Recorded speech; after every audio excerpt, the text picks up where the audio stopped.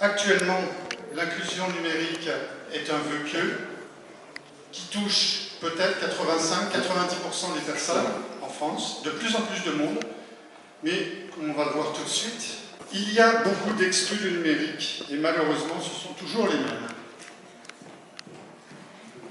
Qu'est-ce que l'on constate actuellement? Tout va passer en ligne. Les prestations sociales, on arrête les guichets, le pôle emploi, les allocations familiales, l'assurance maladie, va bientôt être 100% en ligne. Mais on ne s'arrête pas là. La société du tout numérique que nous promet le gouvernement actuellement, c'est la dernière info que vous voyez tout en haut, le Premier ministre lance le 13 octobre 2018, c'était hier, le programme Action publique 2022 avec deux autres ministres, et on a un plan numérique qui est très sérieux. Les impôts en ligne, c'est rien du tout à côté de ce qui nous attend. Bientôt, il va y avoir le logement, les transports, la santé, bref, tous les services vont passer en ligne. Donc, c'est très bien quand ça marche. Hein, on s'aperçoit que les services qui sont dans des entreprises riches ont des informaticiens qui débuguent, qui testent, qui font des retours, et les applis marchent très bien. Et pourquoi ça ne marche pas très bien dans les applis un peu cheap de la banque postale, de la CAF, etc. Parce qu'on n'a pas poussé peut-être assez de moyens pour débugger. On réduit les budgets, mais on réduit aussi les retours, les feedbacks, les réparations. Et il y a beaucoup de bugs. Et les bugs, qui est-ce qui les prend en premier? Ceux qui n'arrivent plus à avoir leurs droits. Donc, c'est un peu ça qu'on va dénoncer. Je vous montre quelques exemples. Voilà les déclarations d'impôts. Qu'est-ce qu'on vient dans les questions? J'ai égaré mes identifiants, mon accès, mon mot de passe, j'arrive pas à rentrer dans mon truc, donc je ne peux plus faire ma déclaration d'impôt. Et ça, ce sont des gens qui sont habitués au numérique qui posent ces questions. Alors quand on regarde l'équipement, l'évolution de l'équipement actuellement en France, on pourrait se dire c'est super, dans peu de temps, tout le monde aura un smartphone. Soyons raisonnables, 65% des gens ont un smartphone, on ne peut pas dire que 65% des gens savent bien les utiliser.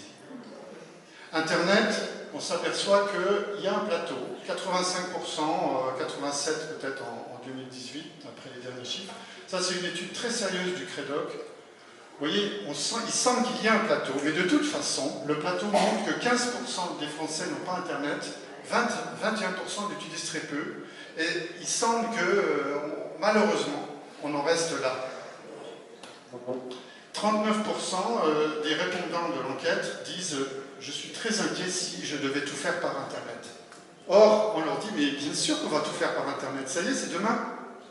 Et que fait le gouvernement pour accompagner ça? Eh bien, on va former les gens. On va former plus de gens. C'est sûrement très bien, mais vous savez, c'est bien beau de former des gens, mais vous avez par exemple les personnes âgées. Il y a eu un rapport qui vient de sortir, c'était avant-hier, 27 septembre.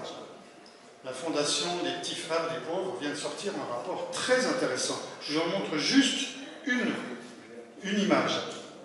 Sur les 1500 personnes âgées de plus de 60 ans, il y en a qui déclarent avoir abandonné leur démarche en ligne, 31% pour les activités d'aide sociale, réclamation à la CNAM, au CNAV, enfin la CAF, etc.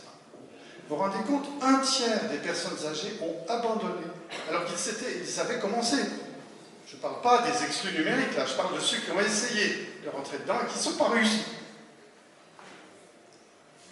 Donc, le gouvernement dit on va réagir, on va faire des tas de mesures, et ça c'est pareil, ça vient de sortir, il y a un plan gouvernemental. Mais la grande idée, c'est de former les travailleurs sociaux. C'est sûrement une très bonne chose. Le problème, on ne parle jamais des bugs. Les travailleurs sociaux, ils sont les premiers à recevoir les bugs en pleine figure. Ah ben, appelez tel numéro, puis le numéro... Enfin. Il y a également une autre tentative, c'est Emmaüs Connect. Étant Emmaüsien également, on a vraiment, avec Simon, fait très attention à ce que faisait Emmaüs. Emmaüs Connect, ce sont des jeunes d'Emmaüs qui ont décidé de prendre la même voie, former, habituer les gens qui sont en difficulté à avoir des abonnements pas chers, des postes pas chers, et les former pour être bien amènes à utiliser le numérique. C'est très bien, et toujours la même question. il y a quand même l'exclusion numérique, un phénomène de masse, qui est constaté depuis un an par Emmaüs Connect, qui se rendent compte qu'il y a quand même un problème d'exclusion numérique. Même en voulant faire l'inclusion maximale, on a de l'exclusion. Alors voilà, on va commencer juste là. Notre interpellation, on a 8 points. Vous allez me dire c'est long, mais vous allez voir que chacun des points c'est très concret. Le premier, on trouve qu'il n'y a pas de loi, il y a absence de loi, de réglementation, l'État se désengage. L'État n'est pas protecteur, il ne joue pas son rôle de protecteur du citoyen, et on a une réglementation minimaliste. En général, c'est la réglementation des services qu'on utilise. Quand c'est Google, Facebook ou Amazon, on n'a pas la réglementation française ni européenne. Donc, aucune réglementation pour protéger le citoyen face à des excès par rapport à des vendeurs, des relations clients et acheteurs. Par rapport à ça, si vous avez des témoignages, je vais vous donner tout de suite la parole, parce que ce qui nous intéresse, nous, c'est d'argumenter le plus possible nos 8 points. Vous voyez les autres, l'impossibilité de réclamer, les appels téléphoniques taxés, alors qu'à la fin on dit, bah oui, tous nos opérateurs sont occupés, veuillez rappeler ultérieurement, boum, on a quand même 2 ou 3 euros de dépenses téléphoniques qui n'ont servi à rien, puis on va recommencer le lendemain, ça sera la même chose. Il n'y a plus personne pour répondre à vos réclamations. Donc, ce genre de points, on a listé 7. La 8e, c'est la conséquence de tout ça, c'est qu'on n'arrive plus à avoir ses droits. C'est la plus grave. Donc, si vous avez des témoignages pour aider à argumenter notre interpellation, que l'on essaiera de faire remonter dans les médias, par Emmaüs, par la Fondation Abbé Pierre, par l'ensemble des réseaux que l'on pourra susciter. Effectivement, comme tu disais, de toute façon, tout va en ligne. Mais quelles sont les conséquences finalement vous, personnellement, déjà, et les professionnels, qui sont effectivement en soutien avec les personnes, ils accompagnent des personnes dans ce qu'ils leur disent leurs droits. Super, une fois qu'ils le savent, comment ils l'obtiennent. Et c'est là où l'exclusion numérique intervient. C'est-à-dire qu'il faut payer Internet. Quand vous n'avez pas d'argent, c'est génial. Il faut payer un ordinateur ou un téléphone high-tech, parce que maintenant, effectivement, plus vous êtes pauvre, plus vous devez être barricadé en technologie, en archivage, en organisation personnelle. C'est totalement incompatible avec votre réalité. Et en plus, des travailleurs sociaux de plus en plus démunis, parce qu'ils n'ont pas forcément les réponses et même les outils adaptés à la situation de la personne. Et c'est ça que nous voulons effectivement faire sur l'interpellation, c'est qu'on est sur 2 choses. Former, c'est très bien, parce que le numérique, on y est, il faut arrêter de se leurrer, c'est pour ça qu'on a développé une application. Par contre, qu'est-ce qui se passe quand le numérique ne suffit plus à lui-même ? Quand on vous demande de tout passer en numérique, par contre, vous n'avez plus de problème, vous avez plus, je sais pas, Free, pour en citer 3, SFR et Orange, ne fonctionnent pas, et que la CAF vous réclame en urgence un papier qu'ils ont naturellement que vous n'avez pas envoyé, alors que vous l'avez fait 3 fois. À ce moment-là, plus d'internet, réessayez plus tard. Sauf que dans 48 heures, votre RSA va être bloqué si vous n'avez pas envoyé votre feuille d'impôt. Là, je vous ai déjà perdu la moitié de la salle, mais je suis en train de raconter une réalité objective d'une situation subjective. Une personne, d'un seul coup, qui a un problème de vie, n'importe quoi, je sais pas, un petit accident, vous traversez la rue, vous faites renverser par une voiture, qui serait à même, en tout cas, pourtant je suis professionnelle sociale, je suis CESF, tant que vous ne le vivez pas, tant que vous ne l'avez pas vécu, vous pourrez beau avoir eu les cours, etc., vous ne serez jamais à l'aise avec toutes les démarches qu'il faudra faire. Et on va vous demander d'être objectif, consciencieux à un moment de votre vie où vous êtes dans un chaos total. Et on va vous répondre, vous aviez qu'à anticiper. Vous avez été expulsé de votre logement, vous aviez qu'à payer. Vous aviez qu'à pas traverser la rue et vous faire renverser par une voiture. Vous aviez qu'à réparer votre ordinateur. Vous n'aviez qu'à. Alors, c'est très gentil de me faire la morale, mais en attendant, je fais quoi pour obtenir mes droits? L'assistante sociale m'a dit que j'avais droit à ci, à ça. Par contre, là, moi, j'ai fait toutes les démarches et ça m'a pris un recul extraordinaire. Mais, voilà, pour reprendre un peu l'exemple de madame, la CNAV ne donne aucune suite de mon dossier. Où est-ce qu'il en est? Et c'est ça que nous voulons vraiment dénoncer. C'est-à-dire que le numérique, effectivement, peut être utile à une certaine catégorie de gestion simple et de public. Mais quand ça devient émotionnellement et parfois intellectuellement compliqué, vers qui on se retourne? De toute façon, le numérique, on le dit, ah bah super, plus besoin de conseiller, vu que vous avez le numérique. À 2 h du matin, vous pouvez faire l'application pilote budget dans votre bain. Donc pourquoi vous irez voir un travailleur social finalement? Vu que tout est en ligne. Allez en ligne, tout est noté. Mais c'est bien de chercher, mais comment on sait ce qu'on doit chercher? Et en fait, ce sont tout ça que nous essayons de vous faire. Effectivement, on a besoin de votre retour, mais nous, on en a conscience et on veut faire remonter les choses de façon, la réalité de terrain. C'est ça que Guy essayait aussi de vous dire, c'est que je trouve qu'il est vraiment important de montrer aussi bien la réalité des professionnels sociaux, parce qu'ils sont aussi les premiers concernés, les mandatés, d'une réalité de personnes émotionnellement éreintées, de cet éloignement numérique. Quand vous avez un problème, vous n'allez pas le résoudre chez vous tout seul derrière votre ordinateur. Vous avez besoin de comprendre, vous avez besoin d'échanger, vous avez besoin de toucher les choses, de vous les approprier. Et on va vous demander de maîtriser un système social où il y a minimum 3 ans d'études, avec des années d'expérience pour commencer à maîtriser un petit peu votre département. Alors que vous étiez sans aide, ou alors avec certaines aides que vous maîtrisiez, d'un seul coup, maîtriser tout un palmarès avec un ordinateur pour vous aider. Ça risque d'être très compliqué. Donc, effectivement, nous savons très bien que la fermeture des centres CAF, sécurité sociale, les impôts sont ouverts de midi à midi, enfin de 9h à midi, de 14h à 16h du lundi au vendredi. Très pratique quand, par exemple, je vais vous donner une petite anecdote très rigolote, les impôts m'ont déclaré veuve. Et ben, j'ai mis, je vais me marier, mais donc du coup, ils voulaient enterrer avant même qu'il fasse sa demande, mais j'ai dû, voilà, alors que je sais faire, hein, c'est-à-dire que, voilà, moi, le numérique, oh bah j'aimerais bien, mais ils m'ont pas donné ma pension. Mais en tout cas, je me dis, mais mince, moi, les conséquences, je me dis, mais est-ce que les tranches d'impôt va être le bon calcul? Qu'est-ce qui va se passer? Comment je... Et ils m'ont dit, prouvez que vous n'êtes pas veuve. Je dis, bah moi, je leur ai répondu, je dis, bah prouvez-moi que je vous ai envoyé comme quoi je me suis mariée. On va le retourner à l'envers. Prouvez-moi que je me suis mariée. Parce que moi, je ne vous ai... Je n'ai rien dans les attestations civiles, je n'ai rien comme quoi je me suis mariée. Je n'ai jamais eu aucun retour des impôts. J'ai dû attendre l'année d'après, voir si ça avait bien été, mon changement de statut avait été fait. Parce que impossible de changer, ce que quand vous êtes veuve, c'est à vie.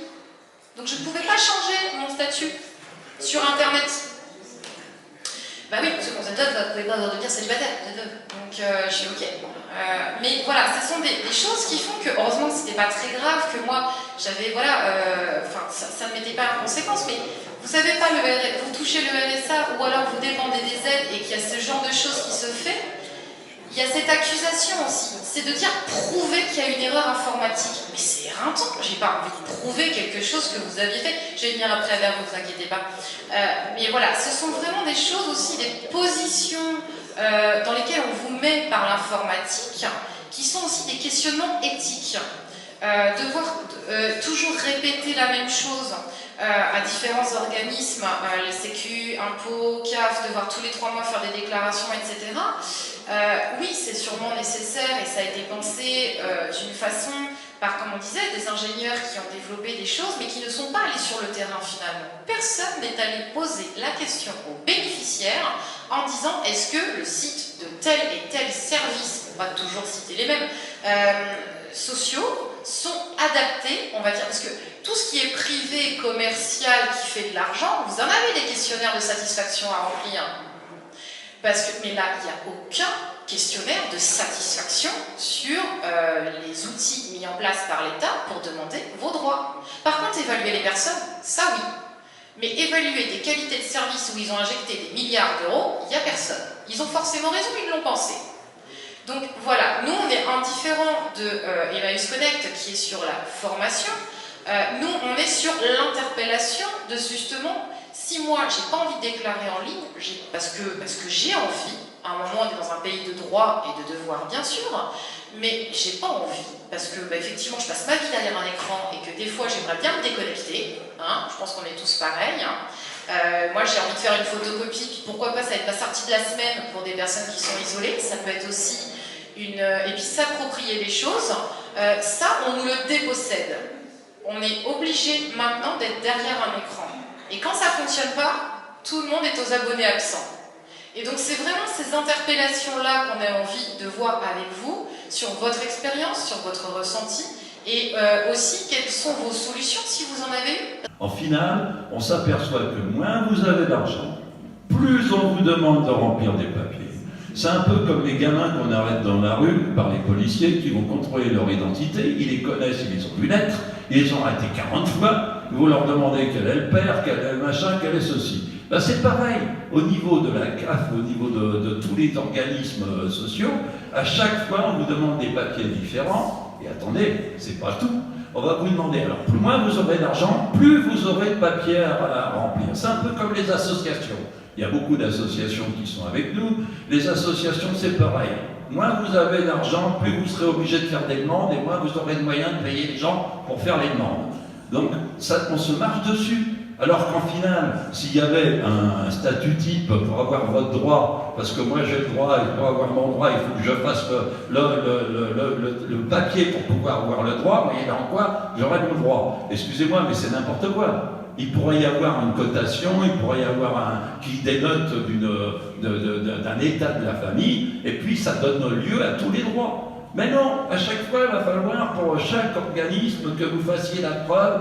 Moi, j'ai vu quelqu'un qui m'a dit, moi j'ai été obligé d'apporter la preuve de l'EDF, ou de Gazoph, je ne sais plus laquelle. Bon, il m'a dit, de toute façon, je suis arrivé, j'ai donné, mais il avait un truc annuel. On lui a dit, monsieur, ça ne fonctionne pas. Mais attendez, le problème c'est qu'elle n'a pas sa retraite, elle n'a que la retraite normale, elle n'a pas la complémentaire, parce qu'à la complémentaire, on lui a dit, avec ça, on peut pas, ça ne marche pas. Donc aujourd'hui, elle n'a qu'une partie de sa retraite, ça fait plus d'1 an qu'elle a demandé sa retraite. Elle a mis 1 an à l'avoir. La retraite simple, hein, la retraite. Et là, à chaque fois, on lui a demandé un papier, plus un papier, plus un papier. Ça a duré 1 an. On les suit, on a le dossier. Et là, on lui a demandé un papier d'EDF. Alors, d'abord, dans le temps, si vous voulez, l'économie, elle est pour EDF. Hein, parce que comment, expliquez-moi pourquoi vous êtes obligé d'imprimer un papier qu'EDF n'est plus obligé de vous fournir alors que c'est ce qu'il vous faut pour avoir votre droit. J'arrive pas à comprendre, je suis peut-être un peu obtus. Et vous payez pareil, hein. Je suis un peu obtus, hein. Mais là, je ne vois vraiment pas. Donc, comment se fait-il que quand on n'a pas de moyens, quand on n'a pas d'argent, quand on a des besoins, on soit obligé de remplir plus de papiers que les gens qui n'en ont pas besoin? Moi, après, c'est vrai qu'il y a des gens qui ne font que ça de la journée, hein. À part aller demander à droite, aller demander à gauche, patienter, non, mais je crois que là, il faut qu'on arrive à ce que le gouvernement ait une méthodologie, parce que si on est dans le numérique, je pense qu'il y a des moyens, au niveau gouvernemental, de pouvoir avoir tous ces renseignements sans à chaque fois redemander les choses avec des papiers différents. Voilà, c'était mon petit cri de départ présent. Alors maintenant, si vous avez des questions... Excusez-moi, je voulais juste ajouter un supplément à ce que vous avez dit, c'est que quand on n'a pas les moyens, quand on n'a pas d'argent, on doit avoir du temps. Parce que qu'est-ce que ça prend comme temps de faire une démarche en numérique? Et ça, je crois que c'est un gros problème, parce que les gens qui sont dans la merde, excusez l'expression, en général, ils n'ont pas le temps non plus. Hein? Or, on leur demande du temps parce qu'il faut faire les choses 3 fois, parce que c'est technique. Voilà. On part du principe qu'ils ont du temps. C'est ça qui est effarant. C'est que dès que vous êtes en précarité, on dit mais attendez, il ne travaille pas, il a que ça à faire. Le nombre de fois que je l'ai entendu de la part des administrations, mais il peut venir à la Sécu, il a que ça à faire. Mais c'est affolant. Je dis, il n'a pas le temps, il a rendez-vous préfecture, il a rendez-vous CAF, il a rendez-vous maman, il a rendez-vous, il est médecin. Souvent c'est quand même associé à des, malheureusement, il y a aussi beaucoup de troubles, médicaux qui sont derrière. Donc quand une personne est à mobilité réduite et qu'elle a que ça à faire, on pourra aussi en discuter. Donc... Moi j'étais un peu venue sur l'idée de l'exclusion numérique, et il y en a beaucoup. Je pense notamment à tous ces organismes sociaux, la CAF, la CNAV, qui sont vraiment en train de monter à travers le numérique, les sites, de véritables campagnes d'exclusion. Je viens d'en payer les pots cassés, et pourtant je suis journaliste, enfin j'étais, hein, je suis normalement à la retraite depuis le 1er juillet, mais pas du tout payée par la CNAV.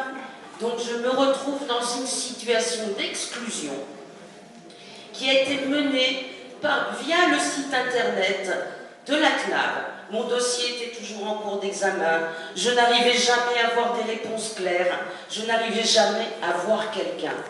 Et ça participe de l'exclusion numérique, c'est-à-dire que le numérique fait en sorte qu'on ne puisse plus avoir la personne qui s'occupe en direct de notre dossier. Moi, je me retrouve sans statut, puisque je ne suis pas retraitée, puisque la CNAV refuse ma carrière longue. Alors, moi, je suis bien plus méchante que ce que j'ai entendu là. Je crois qu'il ne s'agit pas d'exclusion numérique, mais de manipulation numérique. On arrive, en fait, à nous exclure de nos droits grâce à l'informatique et à Internet. Voilà, c'est ce qui se passe avec la CAF. Il y a plein de gens à Nanterre qui ont attendu 6 mois, 1 an d'être payés de leur retraite. Pas de question de carrière longue et tout. Ils avaient leur notification, pas payés. À la CAF, aujourd'hui à Nanterre, on réclame plein de trop-perçus qui sont des erreurs à des familles. Et ces familles, en fait, on leur suspend leur versement d'allocation familiale. Les assistantes sociales sont débordées. Elles avaient avant des numéros de téléphone dédiés à la CAF et à la CNAV. Ce n'est plus le cas. Elles ne peuvent plus appeler ces organismes. Donc moi, c'est de la manipulation numérique dans un seul but, c'est de casser le service public et toutes les prestations publiques pour lesquelles nous avons cotisé toute notre vie et qui font partie de ce qu'on appelle la solidarité nationale. Et on est plongé dans la plus grande précarité et la plus grande pauvreté. Voilà. Moi, je sais me servir d'Internet, hein, depuis l'arrivée d'Internet, et je suis convaincue que tout ça est politique. Voilà. Merci. Pour que les pauvres soient de plus en plus pauvres et de moins en moins les moyens d'agir. Bravo, merci de votre intervention. Il y a une autre intervention? Oui, je m'appelle Chantal, je viens de l'Essonne, de Massy. Et moi, j'ai une dame que j'ai reçue la semaine dernière qui souhaite renouveler sa carte de séjour. Et ça fait 3 semaines qu'elle n'arrête pas d'aller sur Internet pour pouvoir prendre un rendez-vous. Et ça ne marche pas. Donc elle est venue me voir, me dire Chantal, j'y arrive pas, il faut que tu m'aides. Ma demande doit se faire 2 mois avant l'expiration de ma carte. J'ai essayé d'appeler, j'ai fait 3400, j'ai essayé d'appeler, je tourne en rond, tout est fermé. Veuillez renouveler votre demande ultérieurement. Voilà, c'est ce qu'on dit, je suis bloquée. Et je cherchais un numéro de préfecture, éventuellement pour pouvoir les appeler en lien, en direct, parce que la pauvre dame, elle ne peut pas faire sa demande de papier. Merci Chantal. Merci. Oui, bonjour. Madame Jean-Marie, assistante de service social à la Caisse régionale d'assurance maladie d'Île-de-France. Pour le coup, j'interviens sur différents points. Je vais essayer de reprendre un petit peu différents aspects qui ont été dits tout à l'heure. En ce qui concerne les bugs informatiques du service public, la première réponse que j'ai à vous apporter, puisque j'interviens aussi auprès de la région, et on est en tant que rattaché à la CNAV, rattaché au CEPAM et à la CNAM, à la Caisse nationale d'assurance maladie, informé de ce qui se passe. La réalité, c'est que les services publics font appel à des prestataires, comme une réalité qui est la même partout, que ces prestataires ne sont pas en mesure d'offrir des prestations du niveau requis pour le nombre de connexions, la réalité des besoins sur le terrain, et que vous avez un décalage énorme entre ce qui est demandé par les agences CNAV, CNAM, peu importe quelles qu'elles soient, de leurs besoins et de ce qui se passe pratico-pratique avec les bugs, que ce soit pour la préfecture ou pour la CAF ou pour la caisse primaire d'assurance maladie. Ça, c'est une première chose, c'est un premier niveau d'information. En ce qui concerne l'inclusion numérique qui nous rassemble aujourd'hui, il faut savoir qu'il y a différentes choses qui sont en cours. Je ne sais pas si vous les avez à votre niveau. L'intégralité du service social de la CRAMIF, donc service social rattaché à l'assurance maladie, a été dotée d'outils dématérialisés pour proposer justement l'inclusion numérique à toute personne avec problématique de santé. Donc ça veut dire que tout assistant, il y en a quelques-uns parmi nous, de services sociaux sont dotés et c'est en cours et ça arrive début 2019 directement dans les visites à domicile, dans les centres d'accueil où est-ce qu'on reçoit les personnes pour justement la création des comptes Amélie, les ouvertures de droits connexes et tout ce qui est lié à la difficulté de l'accès au numérique. Vous avez des actions collectives qui arrivent difficilement, mais qui arrivent sur le terrain, qui sont menées soit sur des publics cibles, la personne âgée, soit pour d'autres publics qui n'ont pas accès justement à l'Internet. Ça arrive doucement, ça remonte des agents et des demandes du terrain. Pour le coup, je n'interviens que sur la zone alimentaire. Ça arrive. En ce qui concerne ce que vous disiez tout à l'heure sur la dématérialisation des documents, on essaye à notre niveau, parce que je vais un peu nuancer ce que vous disiez, ce que vous étiez en train de dire, c'est que c'est pas qu'ils ne prennent pas en compte cet aspect-là, mais c'est que les personnes qui réfléchissent sur ces outils en dématérialisant, en se disant, de toute façon, imaginons, vous créez votre compte Amélie, aujourd'hui la réalité c'est que vous ne recevez plus vos courriers. Donc ça veut dire qu'il faut que la personne ait la capacité, la réactivité de se connecter régulièrement et une boîte mail régulière pour savoir qu'elle a des mails, ce qui est à la marge, et encore quand bien même elle sache un peu français, pour pouvoir accéder à son compte Amélie. La réalité, c'est que l'inclusion numérique apparaît. De toute façon, tout le monde va devoir avoir un compte Amélie. C'est une première chose. Mais c'est de dire, nous, on est en train d'essayer de demander à rajouter une petite coche dans cette création du compte Amélie pour que les personnes et ou les travailleurs sociaux ou bénévoles qui ouvrent ces comptes puissent cocher une coche pour que les gens puissent recevoir quand même en parallèle les documents. Pour ceux qui ne savent pas lire le français, ça vient du service social de la CRAMIF, c'est nous qui demandons ça pour ceux et celles qui travaillent dans des groupes projets et qui réfléchissent à cette réalité du terrain. Ça arrive doucement, c'est des choses auxquelles là-haut les chargés de projet ne pensent pas parce qu'ils ne sont malheureusement pas sur le terrain et que la dématérialisation c'est bien mais ça a ses limites. Quand vous devez conserver vos remboursements de soins au-delà de 6 mois et que c'est détruit dans Amélie parce que le serveur ne peut pas stocker cette base de données. Il y avait un autre point, je ne sais plus ce que c'est déjà pas mal, parce que là, ce que vous ouvrez une nouvelle piste qu'on n'avait pas listée dans nos points. C'est très intéressant, on le rajoutera. C'est la CNAV. Il y avait un autre aspect sur la CNAV. Il existe des parcours attentionnés, il existe des liens, il existe des lignes directes qu'on peut partager avec les bénévoles si vous en avez besoin. Nous les avons, ces lignes partenaires privées. C'est ça qui est intéressant, c'est de pouvoir, même le travailleur social, on entend que les lignes privées, parce que les travailleurs sociaux malheureusement ne peuvent même plus donner leur ligne directe, parce que sinon ça passerait leur vie au téléphone et on ne peut pas tout faire, au moins qu'il y ait peut-être plus de communication et d'articulation entre les différents services. Et ce que j'ai trouvé, moi en tout cas personnellement, dommage, c'est que ça a été fait pour moi à l'inverse. C'est-à-dire qu'on a dit c'est bon le numérique, on ferme les points. Info. Et on ne s'est même pas dit est-ce que ce qu'on a mis en place est satisfaisant. C'est-à-dire qu'on l'a mis en place et on ne dénonce pas ça, bien au contraire. Ce qu'on fait remonter, c'est de dire qu'on n'a même pas eu le temps. Voilà, il faut qu'on s'adapte, il faut qu'on comprenne, c'est un nouvel outil. Ça n'a pas, on a peut-être, je vais dire moi pour parler de moi, mais le sentiment de ne pas avoir été pris en compte. On dit voilà, ça sera comme ça, point. Oui, mais attendez, ça fait 10 ans. Moi j'étais étudiante, j'allais à la CAF, pour récupérer les aides, etc. D'un seul coup, je passe par le numérique. Pourtant, je suis jeune, j'ai 30 ans, mais je veux dire, même moi, il m'a fallu un temps de.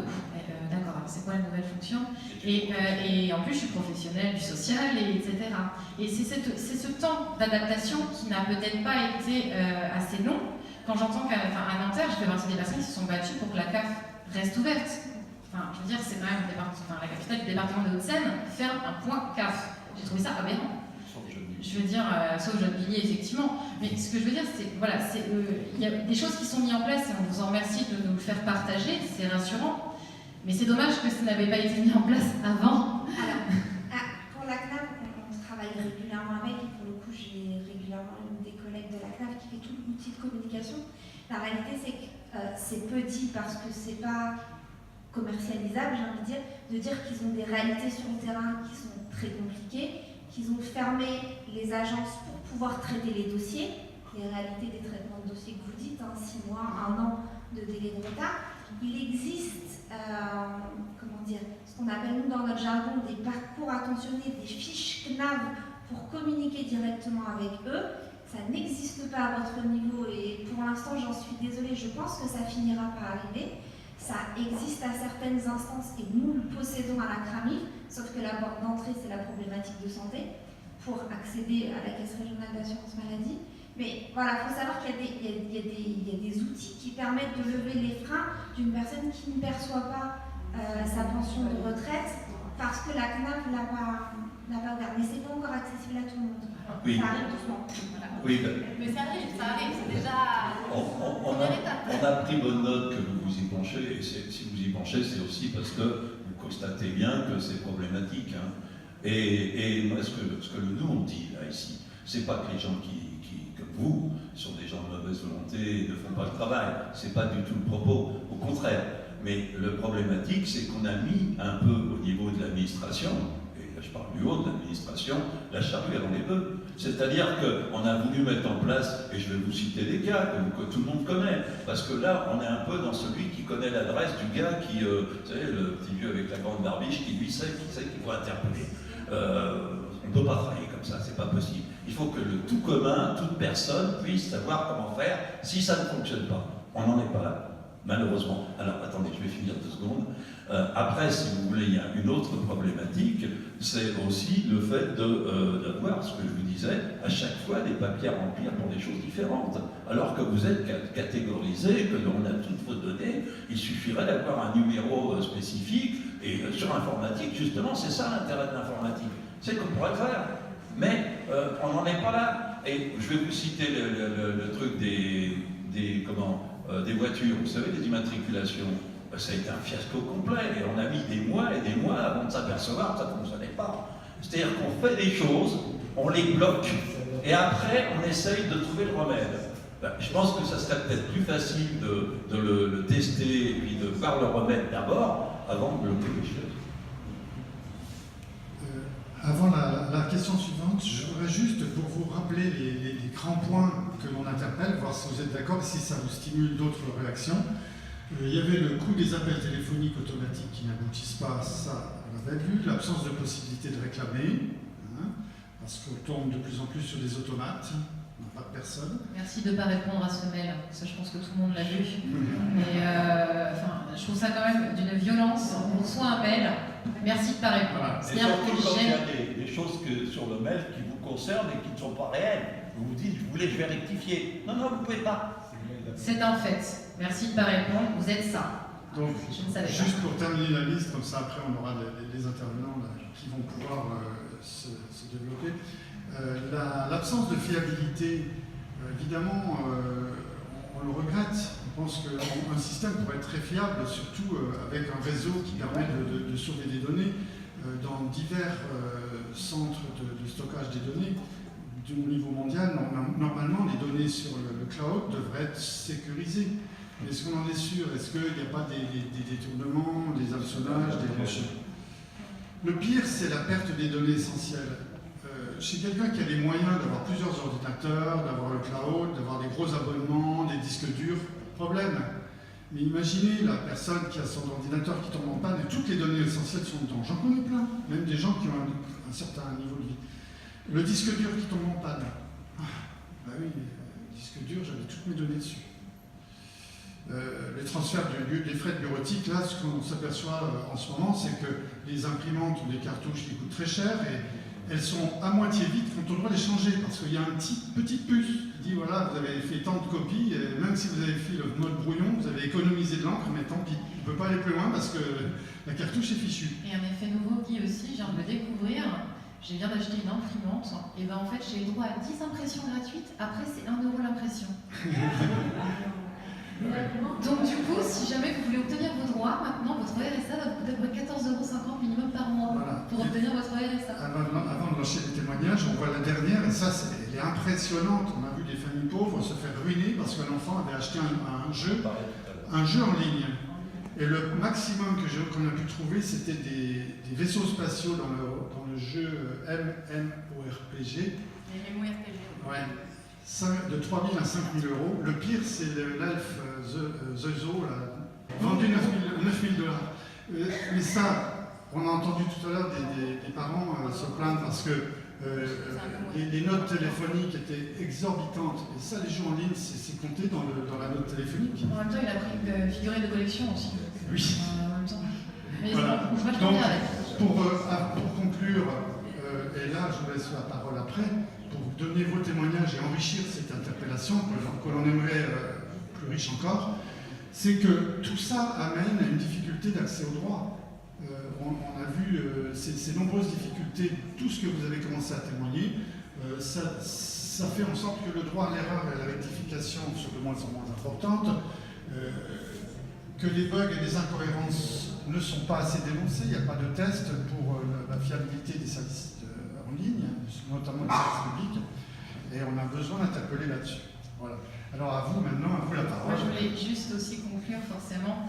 Naturellement, on va répondre si on peut, parce qu'on est un peu au même niveau. Moi, c'est ma partie sociale qui revient, mais moi, je parle beaucoup d'éthique. Et effectivement, quand vous avez... déjà, vous demandez vos droits, c'est quand même pas simple.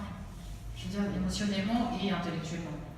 Vous avez envoyé imaginez, on vous demande vos derniers avis d'imposition. Il y a aussi une réalité des choses, c'est que beaucoup de personnes l'envoient par courrier sans savoir comment on fait. C'est-à-dire qu'ils vont envoyer l'original. Déjà tout bêtement, au lieu de passer à faire une photocopie, ça veut dire avoir accès à une imprimante. Ils vont en plus marquer service impôt, enfin service cap, voilà par exemple, parce que ça a été demandé, ce qui est tout à fait normal, et sans joindre le courrier de demande, à photocopier également.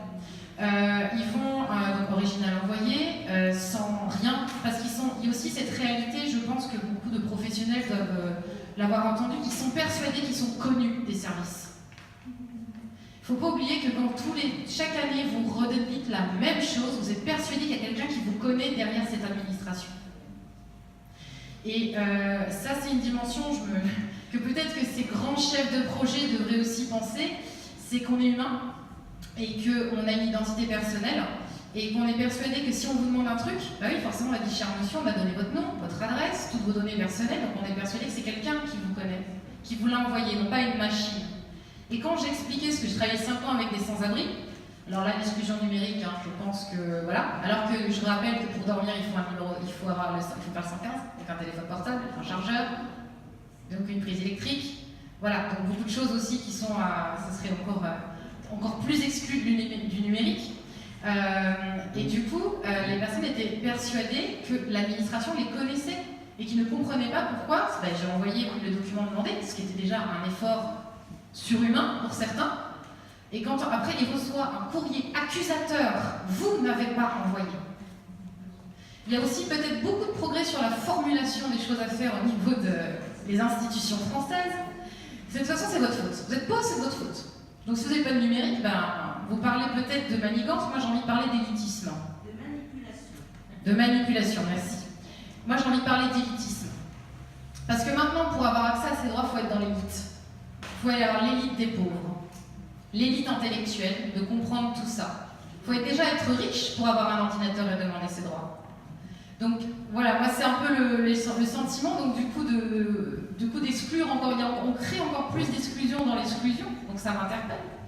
Que l'accusation à chaque fois de demande des droits, de toute façon on vous rappelle que vous êtes pauvre, votre condition de pauvreté, on vous le rappelle en permanence. On vous rappelle, et ça ne soutient pas, il y a des études qui sont faites, on le sait, que les personnes en précarité sont dépressives, elles sont en isolement, il y a quand même un caractère psychosocial important à prendre en compte, que les ordinateurs, c'est une réponse technique, mais qui n'est pas complète, qui n'est pas la seule. On va venir après aux questions, ne vous inquiétez pas. La seule réponse, que c'est un outil et non pas une réponse. Je vais laisser place aux questions. Merci encore à tous. Bonjour, je suis Christophe Thuillier de SOS Famille Emmaüs Paris. Oui, Christophe Thuillier de SOS Famille Emmaüs Paris. J'ai quelques commentaires divers et puis je voudrais finir juste par deux avis. Les premiers commentaires divers que je peux faire sur ce qui a été dit jusqu'à présent, le premier c'est le monde kafkaïen qui nécessite de donner 50 fois les mêmes informations.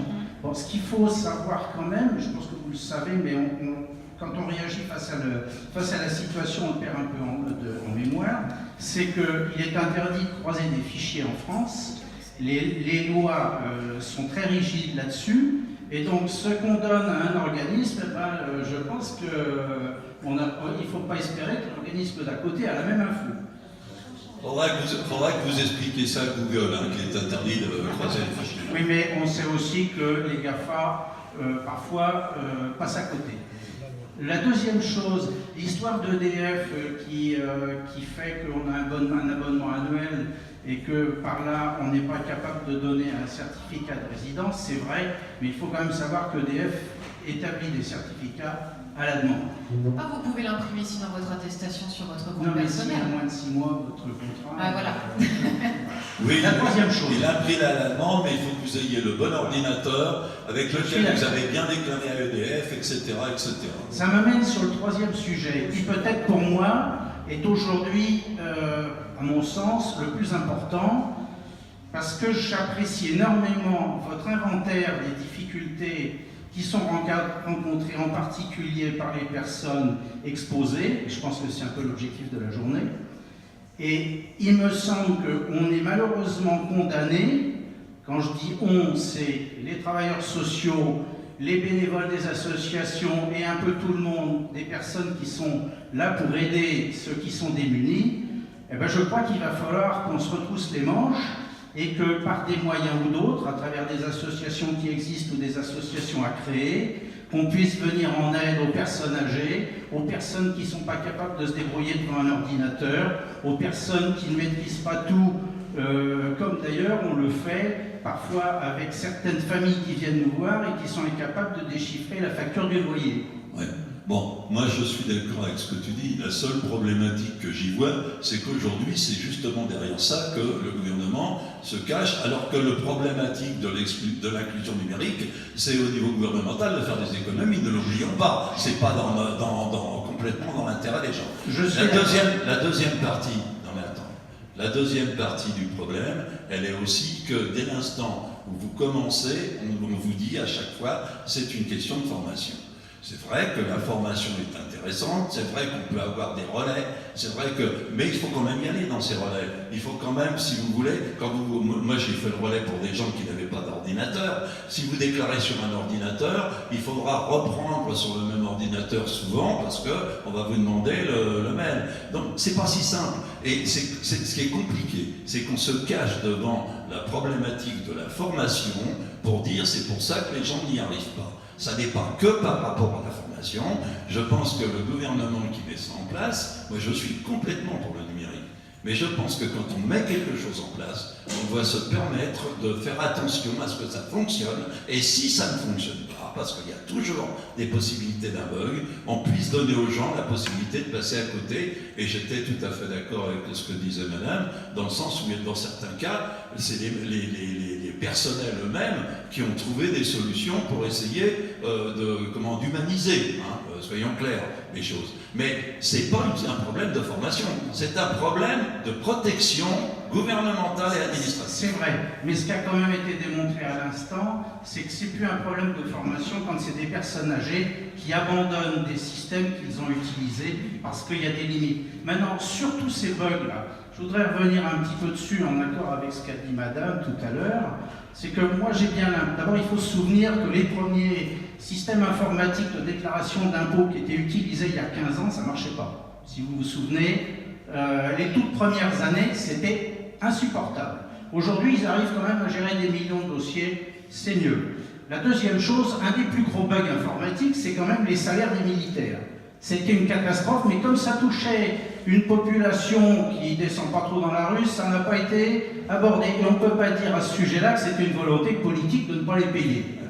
Je ne crois pas. On ne le dira pas. La troisième chose, maintenant, c'est que le souci, quand je dis il faut peut-être qu'on se prépare à aider les personnes qui sont exposées, le vrai souci, c'est peut-être auprès des personnes qui travaillent dans des systèmes sociaux et qui n'ont peut-être pas les ressources suffisantes pour être disponibles autant qu'il le faudrait. Ça, c'est sûrement vrai.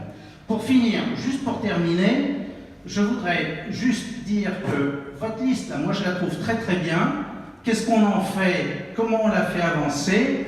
Alors, on pourrait déjà, au niveau des différents Emmaüs, et j'imagine que c'est ce que vous avez en tête, essayer de ramener ça. La deuxième chose, après, on a bien vu avec quelques lois récentes que Emmaüs arrive à se faire entendre à l'Assemblée nationale. On a des députés, il y a des choses qui peuvent bouger. Il y a un ministère dont vous avez montré le ministre tout à l'heure, M. Majoubi, qui existe. Je pense que Emmaüs, à travers sa force de frappe, peut peut-être faire monter ces questions-là. On est là pour ça. Oui, tout à fait. Merci.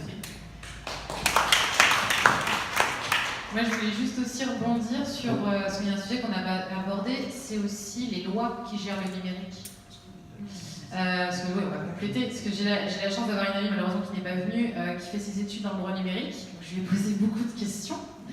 Elle me dit, c'est la merde, déjà pour reprendre son expression.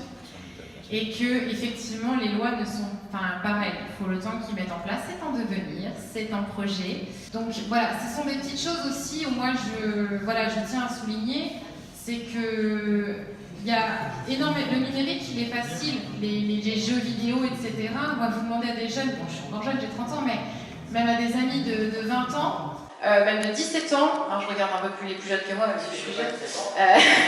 Non, t'as pas 17 ans, mais bon. Ce que je veux dire, c'est que voilà, les jeux, l'informatique, c'est facile.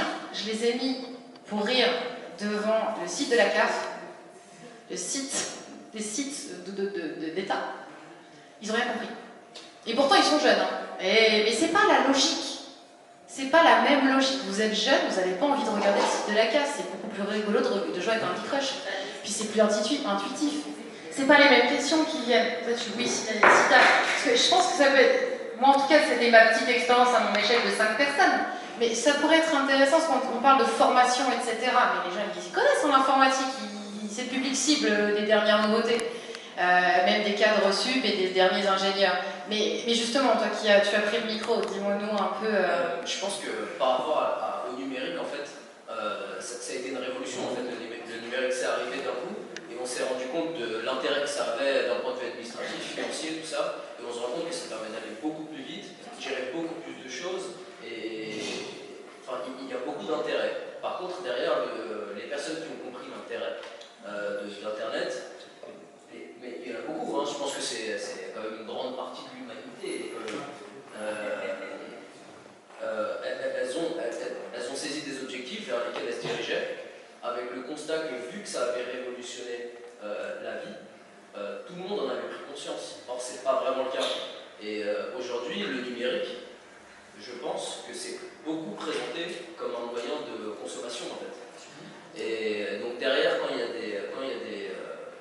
des enjeux administratifs, financiers, et des enjeux capitaux pour la vie de chacun, les gens savent très bien que c'est plus de la consommation, c'est plus futile, c'est bien plus important. Et là, ils se sentent seuls. Exactement. Il y a beaucoup moins d'accompagnement à ce niveau-là. Tu fais pas appel à la même chose quand tu veux le numérique plaisir est facile. Mais quand vous parlez de pilote budget tout à l'heure, faire la réalité financière, mais on n'a pas envie. En plus, derrière un écran tout seul, c'est catastrophique. Et encore plus aller voir l'assistante sociale qui parfois, elle est débordée, il faut attendre 3 mois. J'exagère bien sûr, parce qu'avec toute la bonne volonté de mes collègues. Mais ce que je veux dire, c'est que vous êtes dans un affect terrible. C'est pas la même chose pour laquelle vous utilisez le numérique. Du coup, c'est peut-être cette dimension-là aussi, alors je parle peut-être, comme dirait mon père pour le citer, la psychologie du conseil général, mais du coup d'être vraiment sur peut-être la réalité émotionnelle aussi de l'outil, qui n'est peut-être pas pris en compte pas assez pris en compte. Ouais. Moi je suis d'accord avec toi, mais il y a encore un autre phénomène au niveau du numérique, c'est que tout n'est pas acheté, c'est ça qui est terrible. C'est qu'il y a des démarches qu'on fait avec le numérique qui ont quand même été facilitées. On peut avoir des cartes, je sais qu'on peut avoir certains papiers par le numérique sans avoir à se déplacer aujourd'hui. Donc, on n'est pas contraint. Je pense que le message, il ne faut pas le prendre dans le sens où on est contre. On dit une chose, que l'État ne protège pas suffisamment les gens et ne fait pas assez de portes de sortie honorables pour des gens qui n'y arrivent pas. Voilà la problématique. Le reste, on y viendra. Et le numérique bien fait, je suis pour. Mais quand on se sert du numérique pour faire des économies et que l'on ne fait pas derrière le minimum pour que les gens ne se cassent pas la figure et que les plus démunis en prennent encore plein la tête, eh ben je dis que là, il y a un problème et l'État doit protéger les plus pauvres. On est bien d'accord? Pour revenir tout à l'heure sur les clouds ou les systèmes de stockage pour les disques durs, vous avez tout simplement les boîtes mail en fait. Enfin, c'est gratuit, c'est accessible partout et il y a la possibilité de stocker énormément de données dans ces boîtes mail. Alors certes, il faut pouvoir créer une boîte mail, on est bien d'accord, mais une fois qu'elle est créée, quoi qu'il en soit, on peut y stocker à l'intérieur des données et du coup scanner des documents. Alors oui, il faut savoir les sauvegarder, mais... Alors voilà, après ça dépend des opérateurs. En l'occurrence, Hotmail reste encore en capacité de stockage. Oui, je suis d'accord avec vous. Les gens méritent de pouvoir stocker, de se connecter partout pour récupérer. Pour le 3646, le 3960, ça ne va pas aller en s'arrangeant puisque de toute façon, les robots de chat arrivent sur les sites de la CEPAM pour arrêter les réponses aléatoires des techniciens 3646. On va dire ça comme ça. Donc les chat robots arrivent. Et il faut savoir que les consultations et les remboursements des consultations des médecins arrivent aussi en ligne. Ça veut dire que les consultations médicales à distance sont prises en charge à partir de maintenant. Et qu'est-ce que j'avais d'autre à vous dire? Et que vous avez un moyen très efficace de faire avancer un dossier et que j'ai découvert il n'y a pas longtemps par un monsieur extrêmement virulent dans mon bureau, c'est l'Agence régionale de santé. Vous tapez une violence importante auprès de l'ARS et là vous avez l'assistante de service social du ministère de la Santé qui vous rappelle et qui vous verse votre retraite en un mois. Oui, alors, soyez passés par là. Si vous êtes malade ou si vous êtes en mauvaise santé, vous avez des chances. Mais non, mais merci. Mais vous voyez, on est toujours sur des petits trucs comme ça. On s'échange des trucs pour pouvoir arriver à pallier à quelque chose qui devrait être légiféré. Ben, il y a une autre chose. Moi, je vais vous poser une question. Aujourd'hui, imaginez dans 20 ans, vous, madame, quand vous allez recevoir dans 20 ans des gens et que vous allez leur demander des papiers, mais je crois que je vous comprendrai, madame, parce que je me souviendrai de vous. Et imaginez un peu les gens qui vont être obligés. Moi, ma mère, quand je suis parti à la retraite, elle m'a donné une valise pleine de papiers, c'était mes feuilles de paye. Et je la remercie parce que ça m'a permis d'avoir 40 ans Mais imaginez nos enfants, avec des ordinateurs qui n'existeront plus, avec des systèmes qui n'existeront peut-être plus, des trucs américains dont ils se foutent complètement d'Europe. Alors vous parliez tout à l'heure d'Orange, moi Orange j'ai été piraté, et Orange qui était mon fournisseur internet que j'ai dans une autre maison que j'ai en province, n'a pas voulu parce que j'avais changé pour SFR ici.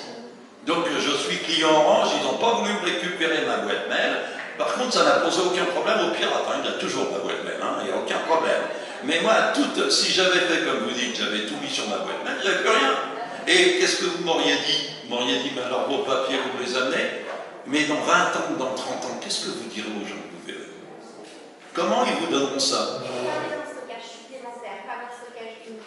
Oui, oui, non, mais vous savez, par exemple, je vais encore vous en amener, parce qu'il y en a plein que vous ne connaissez peut-être pas. On s'est un peu penché sur le truc. Hein. Vous savez que les coffres-forts numériques, vous savez qu'il y a des contrats avec les coffres-forts numériques. Ils sont obligés de pouvoir garantir le secret, le machin, la viabilité, tout ça. Sauf s'ils revendent. S'ils revendent leur coffre-fort numérique, ils peuvent revendre à n'importe qui et toutes les obligations tombent. C'est génial, hein? On est protégé. Et on n'a pas tout vu en termes de... Et on n'a pas tout vu, comme tu dis. Je pense qu'on aura encore des surprises. Mais c'est dommage parce que c'est vrai que le numérique est quelque chose de génial. Mais c'est dommage qu'on n'ait pas commencé par des protections. On a des lois. Aujourd'hui, un commerçant en France a plein d'obligations avant de vous vendre quelque chose. Sur le numérique, on vous fait ce qu'on veut. D'abord, on vous fait payer. Avant d'avoir quoi que ce soit, on vous fait payer. La carte bleue, elle est prise. Et après, pour être livré dans les temps, pour que vous ayez bien ce que vous voulez, pour tout ça. Sur le numérique, on peut faire ce qu'on veut. On peut ne rien tenir, on peut pas vous livrer tout, faire ce que... on a eu des expériences là-dessus. Il faut arrêter, quoi. C'est-à-dire qu'il faut vraiment... Alors que le petit commerçant, lui, si jamais il fait un truc de travers, on va lui tomber dessus. Je pense que là, vraiment... Je crois que l'État n'a plus son rôle de protection et de contrôle. Oui, mais il ne le remplit pas, excusez-moi. Voilà, mais ça c'était ma grogne. Hein. Mais tout n'est pas acheté dans le numérique, il faut continuer. Mais je pense qu'on a du boulot, hein, avant que ce soit vraiment sérieux. Oui, non, mais juste pour conclure, parce que je suis tout à fait d'accord avec tout ce qui se dit, et on est effectivement, nous les travailleurs sociaux, aussi concernés et très ennuyés par tout ce qui se passe là. Mais ce que je trouve quand même incroyable, c'est que la réponse du ministère, c'est de dire il faut former les travailleurs sociaux. Or, les problèmes déjà, il n'y a plus de travailleurs sociaux, mais il y a surtout beaucoup de la population, et il y a beaucoup de personnes qui n'ont pas envie d'aller voir des travailleurs sociaux, et c'est tout à fait respectable, et qui se retrouvent dans des problématiques d'exclusion numérique, alors que c'est des personnes qui n'ont pas besoin d'aller voir des travailleurs sociaux. Et voire même, on leur demande d'être plus pauvres pour aller voir un travailleur social. Absolument. C'est ça qui est bien. C'est scandaleux parce qu'on n'a pas le droit d'aller voir un travailleur social. Bon, je vous remercie parce que c'est vrai qu'on a bien fait le tour. Hein. Je crois qu'on a fait le tour de l'absurdité de la situation. Merci beaucoup à tous. Merci pour cette après-midi. Je ne sais pas ce qu'il en deviendra, mais comptez sur nous pour continuer à interpeller. Et si vous avez besoin d'informations ou autres, vous savez où nous trouver. Voilà.